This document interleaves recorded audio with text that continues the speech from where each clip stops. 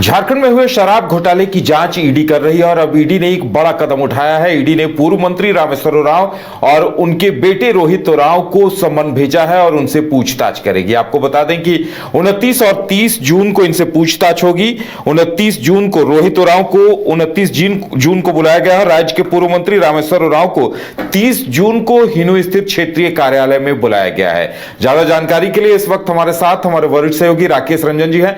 राकेश जी, देखिए, ईडी की टीम पूरे मामले की जांच कर रही है और अब ये बड़ी बात है कि पूर्व वित्त मंत्री रामेश्वर उरांव और उनके बेटे से अब पूछताछ होगी, समन जारी कर दिया गया है। हाँ जी हाँ, देखिए, जो जानकारी है वो यही है कि ईडी ने पूर्व मंत्री रामेश्वर उरांव, उनके पुत्र और एक रिटायर्ड अधिकारी को समन जारी कर पूछताछ के लिए बुलाया है। तो जो झारखंड में कथित शराब घोटाला है वो जांच अब नई दिशा में जाते हुए दिख रही है। अब क्या कुछ निकल कर आता है ये तो वक्त बताएगा, लेकिन देखिए, इस कार्रवाई के बाद राज्य की राजनीति में भी हलचल बढ़ गई है। राज्यसभा चुनाव के बाद जो राजनीति यहाँ पर उफान पर था, अब वो थोड़ा शांत हो रहा था। इन सब के बीच ये भी एक जानकारी आ गई है।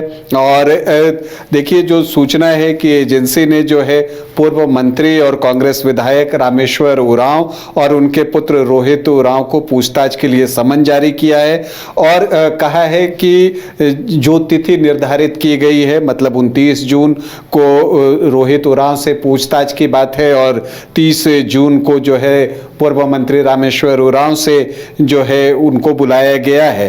तो अब जो ये आएंगे तो उस समय आवश्यक दस्तावेजों के साथ ईडी के समक्ष उपस्थित होने की बात जो है वो सामने आ रही है। जो सोर्सेज के थ्रू जानकारी आ रही है वो यही है।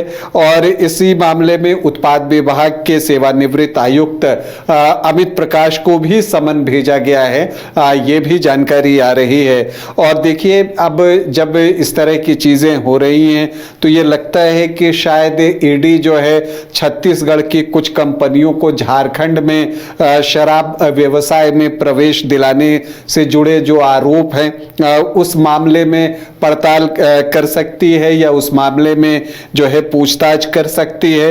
ये चीजें हैं। तो ईडी ने जिन लोगों को भी समन जारी किया है इसलिए कहा है कि आप दस्तावेज के साथ आएं और यहाँ पर छत्तीसगढ़ की कंपनियों को झारखंड में एंट्री के मामले में जो है वो सवाल जवाब जो है हो सकता है। देखिए, एसीबी ने पिछले वर्ष मई में शराब घोटाला केस में प्राथमिकी दर्ज की थी और इस प्राथमिकी में वरिष्ठ आईपीएस अधिकारी, उत्पाद विभाग के संयुक्त सचिव और कई नामजद अभियुक्त बनाए गए थे। तो अब वो उसको ईडी ने टेक ओवर किया मामले को और अब ईडी की जांच का दायरा जो है बढ़ रहा है।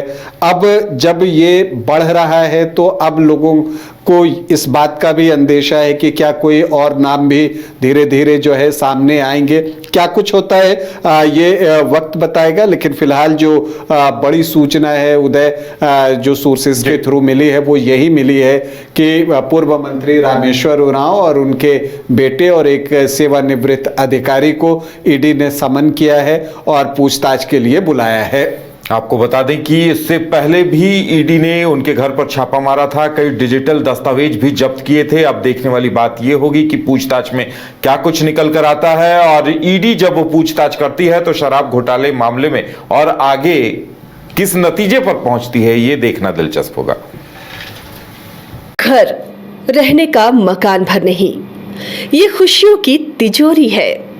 दरवाजे पर दस्तक देता पड़ोस, खिड़कियों से उमड़ आता आसमां, तारों में उलझी ऐसी ना जाने कितनी दास्तां।